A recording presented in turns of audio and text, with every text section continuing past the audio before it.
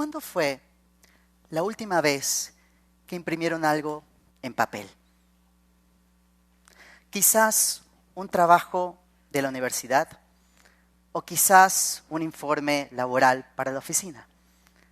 Es algo que lo hacemos todos los días. ¿Qué tal si yo te digo que puedo imprimir, que podemos imprimir tus pulmones, tu corazón, tu oreja o uno de tus huesos? Probablemente les parezca algo futurista, algo muy alejado de la realidad, algo lejano. Déjenme contarles por qué no es tan lejano. Hace 4 años, durante mis estudios de doctorado en bioingeniería, conocí a una niña llamada Isabela. Isabela tiene cáncer, un tipo de cáncer que se llama osteosarcoma. Es un tumor que crece muy cerca de las articulaciones y que ataca principalmente a niñas y a jóvenes. Isabela tenía un tumor creciendo en su fémur muy cerca de su rodilla. Para salvarla era necesario extraer ese tumor y por lo tanto extraer una porción del hueso. Y luego, obviamente, había que poner un reemplazo en ese hueso.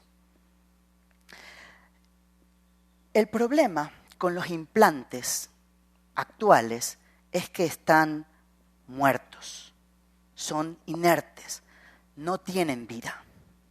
Y como tal, van a ocasionar que el hueso de Isabela no crezca alrededor de ese implante y con el tiempo se va a aflojar y se puede rechazar. ¿Esto qué significa? Que Isabela va a tener que entrar a varias cirugías de revisión durante toda su vida, lo cual quiere decir padres preocupados, horas de quirófano y una niña que no puede vivir su vida normal, como cualquier niña, jugando o saliendo con sus amigas. Cuando me presentaron el problema de Isabela, yo me hice una pregunta. ¿Por qué no podemos hacer implantes que tengan vida? Y para responder a esta pregunta, tuve que empezar a investigar sobre 2 cosas de las cuales no sabía absolutamente nada. Una de estas cosas era la impresión 3D. Probablemente tú hayas escuchado hablar de impresión 3D y probablemente también hayas visto una impresora 3D trabajando. Pero, ¿qué es la impresión 3D? ¿O cómo funciona la impresión 3D? Todo empieza aquí, en nuestra cabeza, donde surgen las ideas. Si tú quieres crear algo, lo dibujas en una computadora en 3D y luego lo tienes que introducir a un software que lo que va a hacer es traducir esta imagen, traducir esta forma tridimensional en un lenguaje que el equipo va a entender. ¿Y cómo lo va a hacer? Lo va a hacer capa por capa. Va a ir traduciéndolo capa por capa y la impresora lo va a ir creando capa por capa, añadiendo una capa sobre otra. Por eso se llama manufactura aditiva, porque al contrario de la manufactura convencional en donde nosotros extraemos material para crear algo, aquí añadimos material para crear algo. La impresión 3D ha venido a revolucionar la manera como creamos las cosas, cómo manufacturamos las cosas, cómo consumimos las cosas. Porque podemos imprimir en 3D comida. Sí, se imprime comida en 3D. Podemos imprimir en 3D casas o edificios. Y también se usa la impresión 3D en medicina.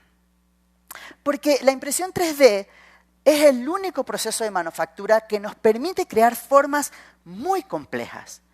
¿Y qué hay más complejo que los órganos de nuestro cuerpo? Y allí voy a esa segunda cosa que tuve que aprender o investigar para resolver el problema de Isabela.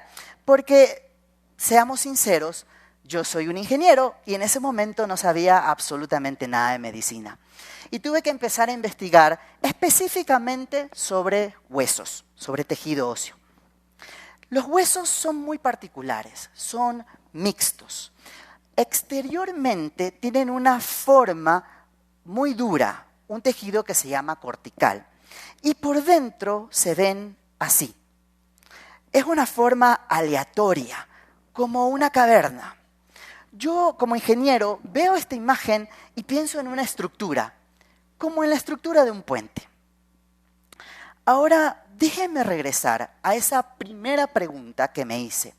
¿Por qué no podemos crear implantes con vida? Básicamente por dos problemas. El primero es un problema de resistencia.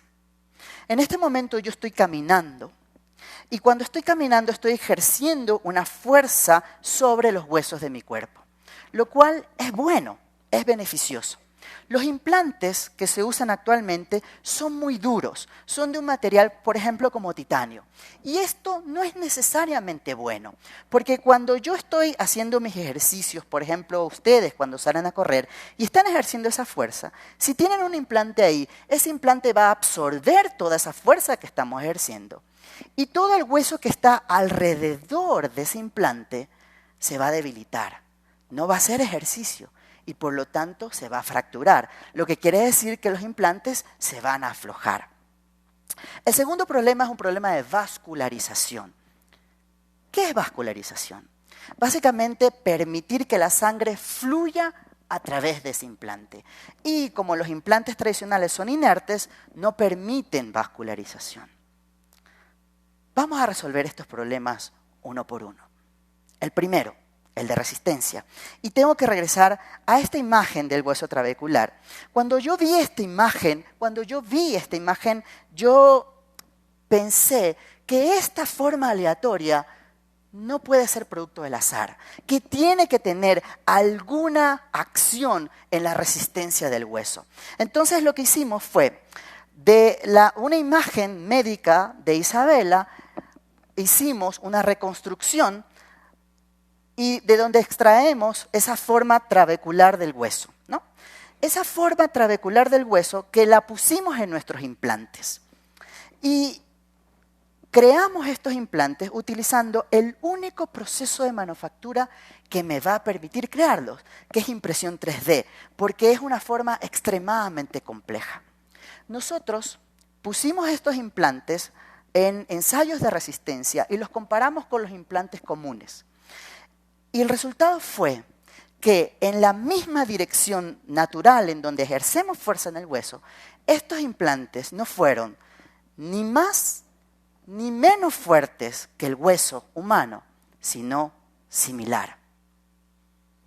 Primer problema resuelto. Ahora vamos al segundo problema, ese problema de vascularización. ¿Cómo lo resolvemos? Lo que hice fue crear un ambiente amigable en el hueso para que se sienta lo suficientemente cómodo como para crecer alrededor del implante. ¿Cómo lo hicimos?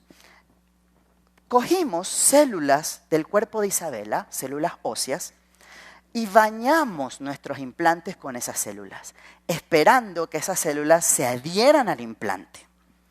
Y luego pusimos un cóctel químico para excitar esas células y que produzcan hueso. Y este es el resultado. Lo que ustedes están viendo a su lado izquierdo son las células que están creciendo sobre nuestro implante. Lo que ven en azul son los núcleos de las células y lo que ven en rojo es la matriz celular que está esparciéndose por el implante. Y lo que está en el lado derecho, eso que parece tela rasgándose, es hueso.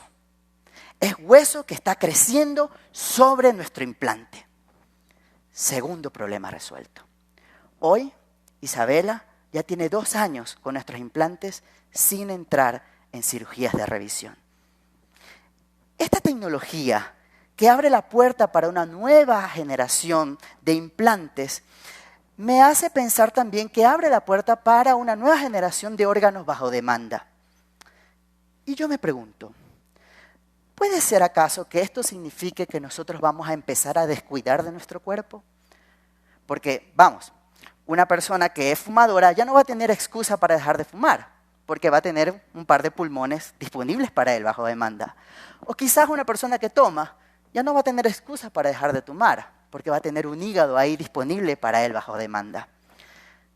Pero sinceramente yo creo que la puerta que estamos abriendo con esta tecnología es mucho más de esperanza. Es un futuro mucho más brillante y promisorio, porque gracias a esta tecnología y gracias a estos implantes, nosotros podemos salvar vidas. ¿Y por qué no? Tu vida. Muchas gracias.